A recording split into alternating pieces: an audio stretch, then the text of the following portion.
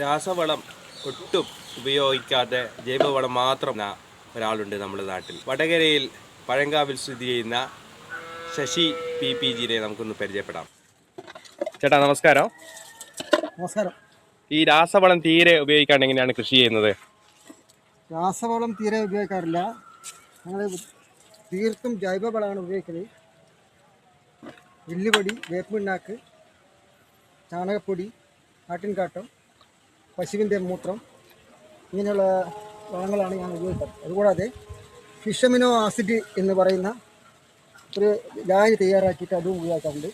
അതെങ്ങനെയാണ് ചെയ്യുന്നത് വെച്ചാൽ 1 കിലോ മത്തി, 1 കിലോ വെല്ലം, അത് ഒരു അടപ്പുള്ള പാത്രത്തിൽ കട്ടിക്കട്ടിക്ക് ഇട്ടിട്ട് 21 ദിവസം മൂടി വെച്ചിട്ട് 21 ദിവസം കഴിഞ്ഞാൽ അത് വീണ്ടും ഇങ്ങനെ ഇളക്കി ഇട്ടിട്ട് ആ ലായനി ഉപയോഗിക്കുന്നത്. അതുപോലെ ഞാൻ സ്ഥിരമായിട്ട് ഉപയോഗിക്കുന്നത് റിങ് കമ്പോസ്റ്റ് വളമാണ്.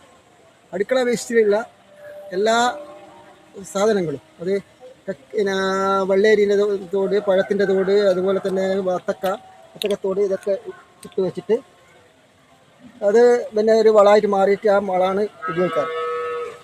പിന്നെ വഴുതിന, തക്കാളി, വെണ്ട, പച്ചമുളക്, ചീര, പടവലം എന്നിവയാണ് നടാറ്. എൻ്റെ അധികവും മട്ടുപ്പാവിലാണ് കൃഷി. ഞാൻ ഇപ്രാവശ്യം ഒരു വെറൈറ്റി കൂടി നട്ടിട്ടുണ്ട്. ഇതാണ് നമ്മളെ ക്യാരറ്റ്. ഇതെല്ലാം ക്യാരറ്റാണ്. ഇതിൻ്റെ സംഗതി എങ്ങനെയാണെന്ന് അറിയില്ല. ഞാൻ പിടിച്ച് വലുതാകുന്നുണ്ട്, അത് വിളവെടുക്കാനായിട്ടില്ല. പിന്നെ അതുപോലെ എൻ്റെ ടെറസിലുള്ള മാവാണിത്. ഇതിൻ്റെ മുകളിൽ ഇതുവരെ മാങ്ങ ഉണ്ടായിട്ടില്ല. ഇത് കാലാപ്പാടി എന്ന ഒരു തരം മാങ്ങയാണ്.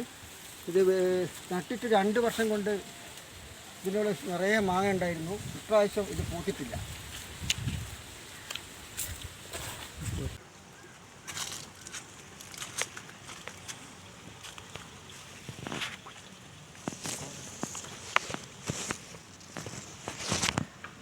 ഇതുതരം മുളക് കൃഷിയാണ് ഇതൊക്കെ. അതുപോലെ തന്നെ നമ്മൾ ഇതൊക്കെ വിളവെടുത്താണ്. കോളിഫ്ലവർ, ബ്രോക്കോളി, കേബേജ്, പിന്നെ ഇവിടെ ഉണ്ടായിരുന്നത് കക്കിരിയാണ്. അത് വിളവെടുത്ത് കഴിഞ്ഞു. അതുപോലെ തന്നെ വഴുതിന, തക്കാളി. അതുപോലെ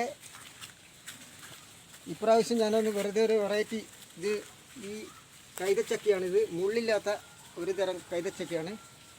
ഇത്രയാണ് എൻ്റെ ഇവിടെയുള്ള കൃഷി.